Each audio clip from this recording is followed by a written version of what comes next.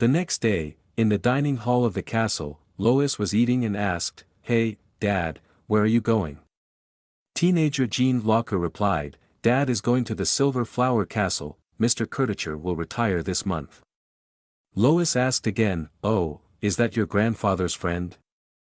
Jean Locker just grunted and continued, "Anyway, he's retired now, but Dad thinks he's still a bit excessive, and by the way, your grandfather's friend is also your grandfather.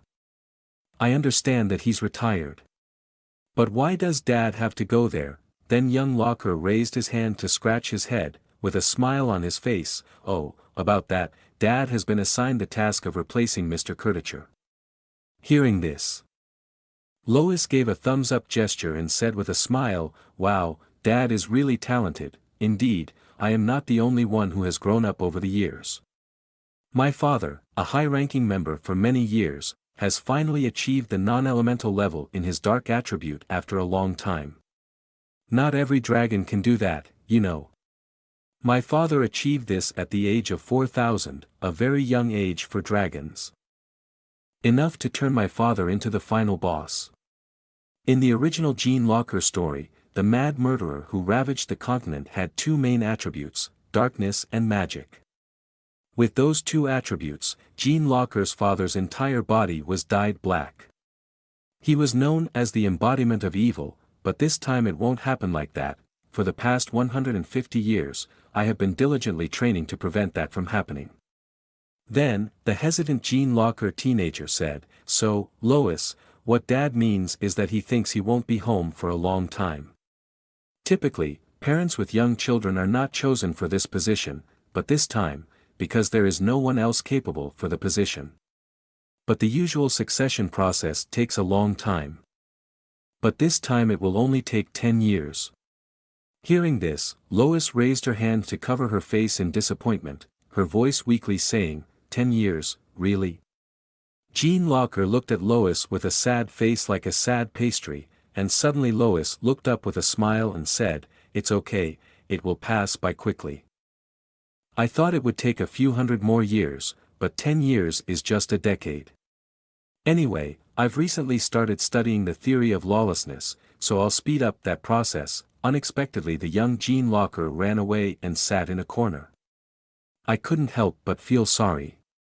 Lois continued, Dad, do you really hope I'll cry and beg you not to go?" Then the young Jean Locker stood up and laughed, "Aha, Dad doesn't know what else to hope for.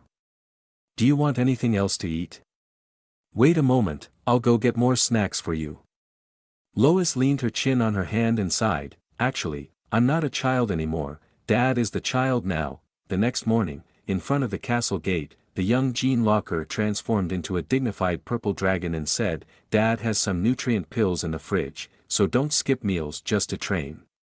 The emergency first aid kit is in the third drawer in Dad's room. If you get sick, take it out and use it." And hearing this, Lois angrily shouted, "I'll be fine, Dad, just go ahead. You've been saying that for a whole hour. I'm not a child anymore, and I only have 10 years left, while you're the child." Then the young Jean Locker handed her a brown pouch and said, "Here, take this. It's a natural object called a communication stone. They are formed in pairs, and when activated, they can allow us to communicate even when you're at Silver Flower Castle." Lois asked, "Oh, so we can communicate even when you're at Silver Flower Castle?" Then the young Jean Locker, looking foolish, said, "It seems like it's not that far after all." Hearing this, Lois gave a "I give up" look and said, "I always say no news is good news. Don't worry about me and focus on your work." The young Jean Locker seemed to lighten up after hearing those words and said, "Okay, I think I should set off now. If you need anything, come find it in my room." Then he flapped his wings and flew for a bit, then turned back to say loudly to Lois, "You can also read my books if you feel bored. Don't skip meals and make sure to eat properly. It's very dangerous outside the city, so be careful when going out." This father really is something. Lois was still standing there watching the silhouette of the dragon flying away and said, "Indeed, Dad is such an annoying father. But he has protected me from many threats over the past 100 years. It's not unreasonable for him to worry so much. Anyway, I'll take care of myself for a while, right? Then Lois turned back towards the castle and exclaimed, "Now this will be my castle, fantastic." Afterward, he returned to his room, was reading a book when he heard a cry for help. "Lois, help me." "Oh my goodness, is that you?" "No, don't come here. I caught him. Master Lois, please save me." Then Lois appeared and retrieved his fairy companion Finn, then turned to ask, "What are you all doing here, Lois?" They were a pair of twins, one boy and one girl.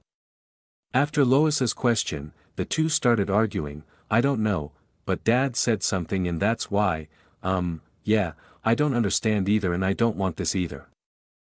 Lois, feeling speechless, finally said, one at a time, then the older twin named Caney spoke up, "Your dad went to Silver Flower Castle, leaving us behind." Then the younger twin named Con continued, "He said he'll be back in 10 years. Lois must be worried like us, so we thought we'd come here to see if you're bored." Seeing Lois's bewildered expression, "These kids, it seems like he doesn't like these troublesome twins," then he said, "Can you guys leave?" As soon as Lois finished speaking, the twins continued to argue. "Oh, why is Lois being so rude?" Lois, you can't say that, these troublemakers live on the mountain peak nearby, these twin dragons have different parents and were born 10,000 years apart. So annoying, I was feeling down because I couldn't hire, so for some reason, Dad introduced them to me. I thought they were cute with their silver hair and chubby cheeks. We played together a few times. But then they came without my permission and always caused chaos whenever they visited. I thought, finally, I can train by myself, but Dad, why did you make me go through this? Then the two troublemakers shouted together, "Anyway, we just came to play with Lois, thinking she'd be bored. But she turned out to be a meanie," and Con said, "I even brought toys this time." He raised a purple-black sword in front of Lois. Seeing this, Lois grabbed the sword and turned to them, asking, "Where did you get this?"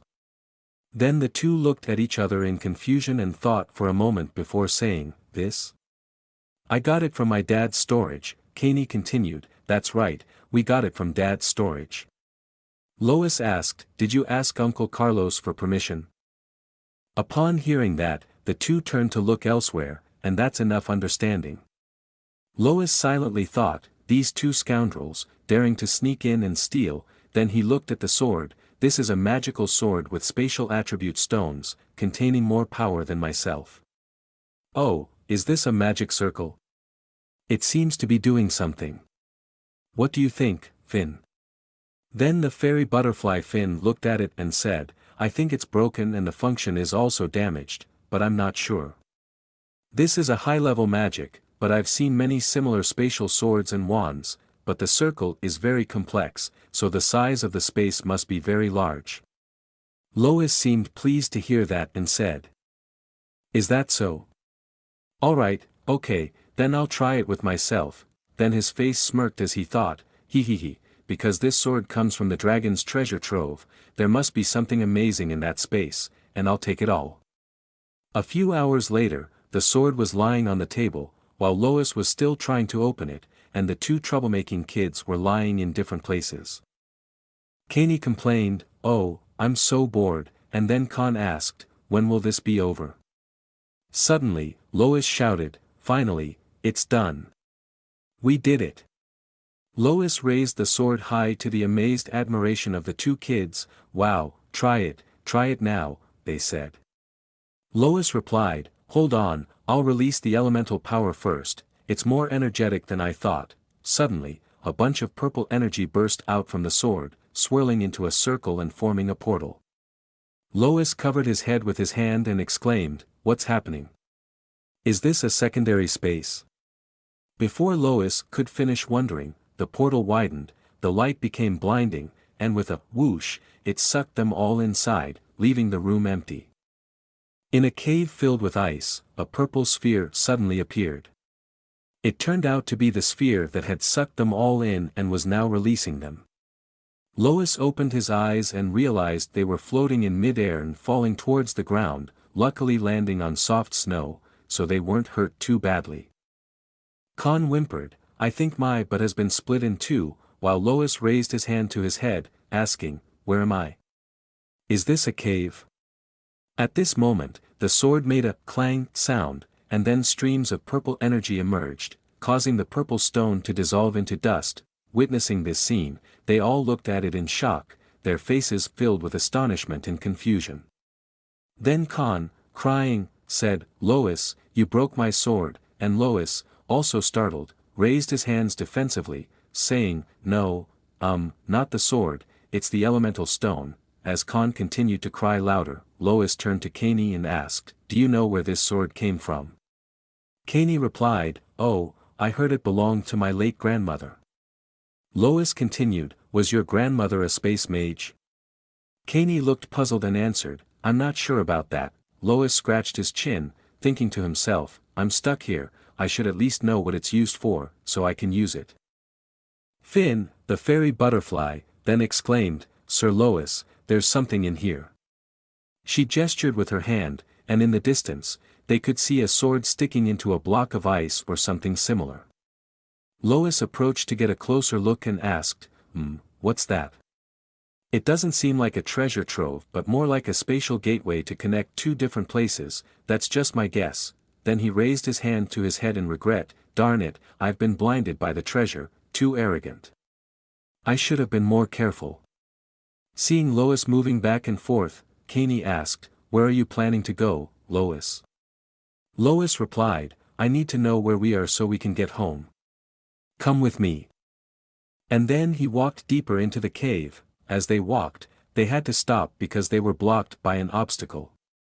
Seeing this, Lois used his magic, sending a rectangular purple block into the ice block in front of them. Immediately, with a loud boom, the ice block shattered into pieces. After clearing the obstruction, blinding light flooded into the cave. Those mischievous kids ran over excitedly, exclaiming, wow, what's this? It's so cold, is it snow? Then they rushed to Lois and climbed up to get a clearer look at what was behind. When they arrived and saw it, Lois froze in place, and Fairy Finn flew over to ask, what's wrong, Master Lois? Lois then shouted, what on earth is that? Is that the right tooth mountain of the earth? The little boy Khan, surprised, asked again, what? What? Right tooth mountain of the earth? There seems to be something wrong, the right tooth mountain. Seeing this, the girl Kani corrected, I think he means the left tooth. Silly, Fairy Finn explained, the mountain near where we live is called the left tooth. But this one is on the other side of the world and is called the right tooth. The right tooth mountain of the earth is a mountain located at the extreme east of the winter continent, which means we're lost. That's the end of this chapter. Please leave your comments below, and I hope you'll subscribe to my channel to motivate me to release the next part soon. Thank you very much, goodbye.